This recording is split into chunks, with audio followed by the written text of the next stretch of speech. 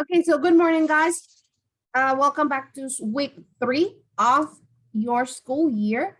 Today, we're going to start with a new topic with things that you learned already, that you should know already, and they're easy before we continue to the next part. Remember, we're going step by step, in order to learn a little bit better what we are going to have to do today and every single day after day.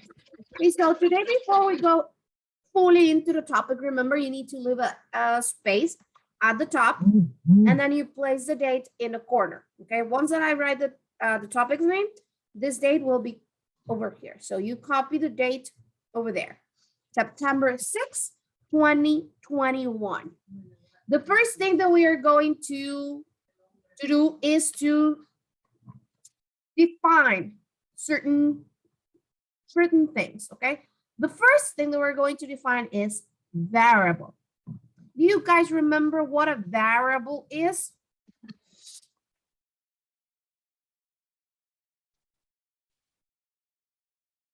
What a variable is? What is it? Let's see. Give me a second.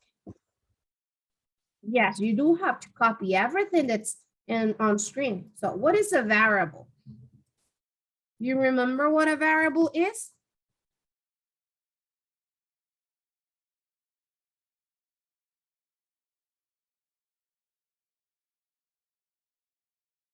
Is the result of division? No. Anyone else? Quantity. A variable is a letter. It is any letter, and it represents an unknown value, okay? It is any letter, and it represents an unknown value. Okay, so it means that it could be, for example, X, Y, N, H, I, J, and any letter that you can imagine from the alphabet. The only letter that we are not going to use is letter O. Why? Because if we do it handwritten, it might get confused with a 0. So we're not using the letter O. And later on, maybe when you are in 8th grade or in 10th grade, these two letters, sorry for that, these two letters will cease to be used as a variable. They're going to represent something else, the letter I and the letter J, okay? The ones that we use the most are X, Y, and Z, and W. Those are the ones that we will be using the most when we get more into the topics, okay? So that was the first thing that you needed to know, a variable. Now, the second one is a variable expression. Having on mind that a variable is a letter that represents an unknown value or an unknown number, what do you think is a variable expression? What do you think a variable expression is?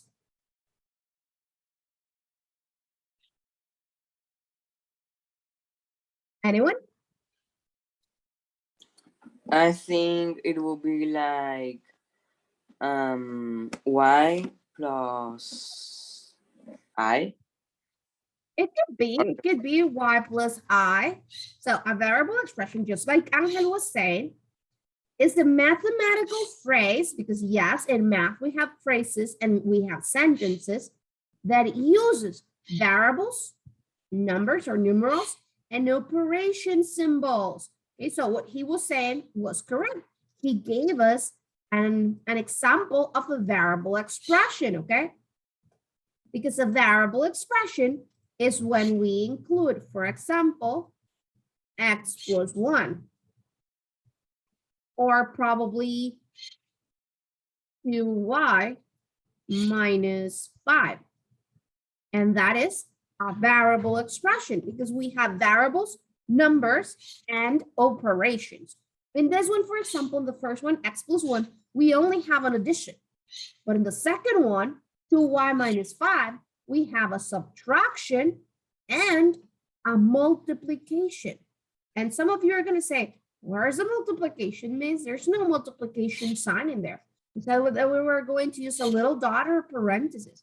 Yes, I said that. But when we have a variable right next to a number and there's no symbol in between them, like this one, 2y, that is a multiplication. That is 2 multiplying y. Okay, that's the second thing that you need to know. The third one.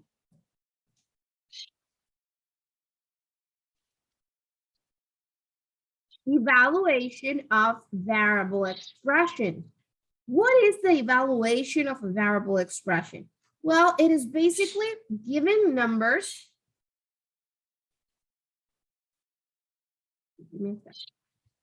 Basically given numbers, values to the variables, okay? Giving a value to the variable in order to find a result, okay? Basically it's that. So an example, let's say that I'm going to ask for you to evaluate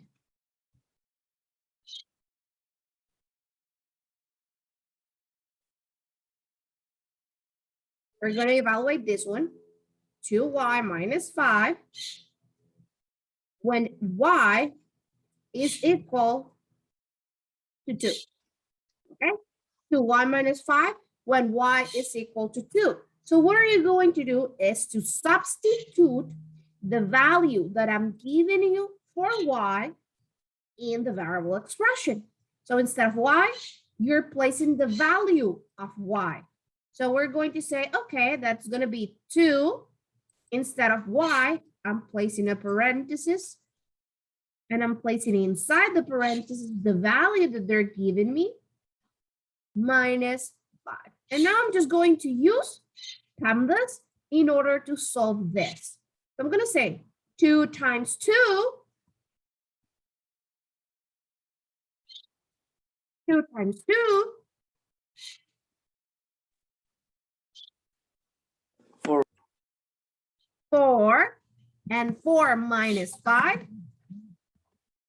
I'm sorry, guys. I don't know what's going on. 180.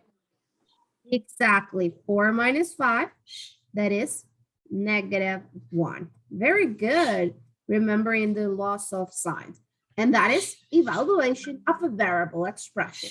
When you give a value to the variable, because the variable is an unknown value. So whenever you give the value, then you're evaluating, okay? Questions so far?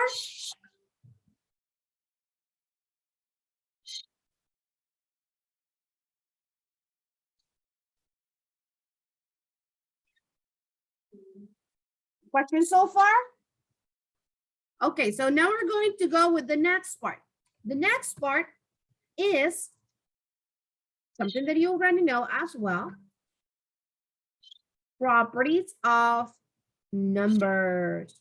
Do you remember what the properties of numbers are?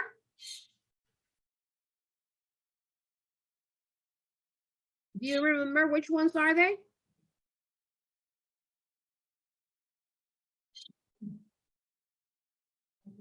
Anyone? What is the properties of number? Which ones are the properties of numbers? You saw this in elementary school. And I just want you to remember that we have properties of numbers for additions and multiplications. But which ones are these properties of numbers? I'm going to begin with one to help you. Commutative, Commutative, associative, associative, distributive, and identity. distributive, and Identity. identity, correct. Those 4 are the properties of numbers, okay? The properties of numbers we have for additions and we have for multiplications as well, okay? We got the associative property, the distributive property, but this one is only for products, only for multiplications, okay? The distributive property, then commutative property and identity property. Number 1, 3, and 4, you can use them in additions and in multiplications. Number 2 is only for multiplications, only for products. So I'm going to give you an example of each, and we're going to say A for addition and M for multiplication, okay? In that way, you can know what example is for which. So the associative property, it says that we can group. Associative comes from association, and that means grouping, joining together, okay? So it says that it doesn't matter where you place the symbols, the grouping symbols, your answer is not going to change, but only if we have additions or if we only have multiplications. If we have any other operation, then the associative property will not work. Okay, so for example, it is the same thing saying 2 plus 4 plus 6. It is exactly the same thing. That's an awful 6. It is the same thing as saying 2 plus, and in the grouping symbols, 4 plus 6. Both of them are going to give you exactly the same answer. If you group the first two, or if you group the last two, or even if you group the first one with the last one, whichever way you desire or you like, okay? Questions? Questions? No? Okay. Now, this for multiplication, it is the same thing as saying 7. And this will be the multiplication sign times parentheses 4 times 2. It is exactly the same thing as saying 7 times 4, and outside the parentheses, outside the grouping symbol, times 2, or even grouping the first one with the last one. And that is the associative property. Now I'm going to leave a space for the distributive property. I'm going to the commutative, because this also applies for additions and multiplications, okay? So the commutative for addition. The commutative says that it doesn't matter the order, it will give you exactly the same answer, okay? What does that mean? It means that it's the same thing saying 9, that's an awful 9. 9 plus 4, and it is exactly the same thing as saying 4 plus 9. It doesn't matter where you place them, you're gonna have exactly the same answer. Or like the saying says, the order of the numbers will not affect your result. Remember that saying? So it doesn't affect it. Now for multiplication, it is exactly the same thing. And you learned this when you were in elementary. It is the same thing saying 2 times 3 as saying 3 times 2.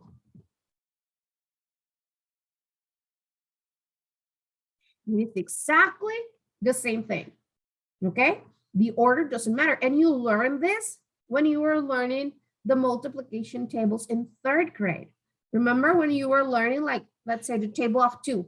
2 times 1, 2 times 2, 2 times 3, 2 times 4, 2 times 5. Let's stop there. And then you could find 1 times 2 in the previous table of multiplication, number 1. And you can find 3 times 2, and you can find 4 times 2, and you can find 5 times 2 in the other multiplication tables. So you did learn the commutative property without actually learning it since you were in 3rd grade. Okay, now I'm going to go back to number 2, the distributive property. As we said before, this only applies for multiplication, okay? It is the only property that does not apply for additions. Okay, it is the only one that does not apply for additions. So what does this mean? It means that you're going to have, for example, a number outside of parentheses, let's say 2 times 4 minus 1. No, let's do a plus 2. Okay. 2 times 4 plus 2. This is a multiplication because there's a number outside a parenthesis and there is no sign in between the number and the parenthesis. So therefore, it is a multiplication. So there's a 2 that's multiplying a parenthesis that has an operation on the inside. So probably you're going to say, but I can solve this with PEMDAS. Yes, you can. And this would have been 2 and 4 plus 2, that is 6. And then you go and multiply 2 times 6, and that's 12. And this is one way of doing it, okay? Using PEMDAS, which is what we learned already. But we have another way of doing it, and that is with the distributive property. So 2 times parenthesis 4 plus 2. And you can solve it by multiplying this 2 by every little thing inside the parenthesis.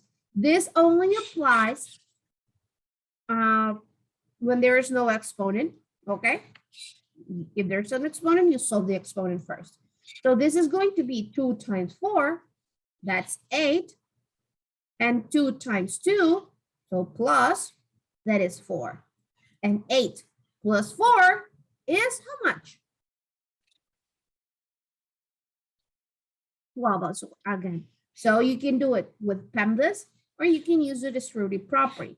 When you have variables and you have a variable expression like this, let's say 2 parenthesis 2y minus 5, there's no way of solving what's on the inside. So you're going to do the distributive property, okay? And you're going to multiply by everything on the inside. But we're going to see this later on, okay? Right now, this is just a little sneak peek, but we're going to see how to solve it later on. Right now, we keep it that way. We keep it simple. Now, identity property. There is an identity property for additions, and there is an identity property also for the multiplication. Identity property is that one that identity comes from identical, meaning equal, meaning the same. Okay, so the identity property for addition is when you add a number, you add to a number something else, and it doesn't change the number that you had at the beginning. So for example, if I have 4 plus how much will still be 4. 4 plus how much will still be 4. Anyone? 4 plus how much will still be 4? 0. Exactly. So the identity property is when you add 0 to anything. Because if you add 0, it will not change your answer. It will still be 4. And for the multiplication, 5 times what will still give you that same 5. So it remains identical. So it remains the same. So we'll even, how much is it? 5 times what? Will still give you 5. 1.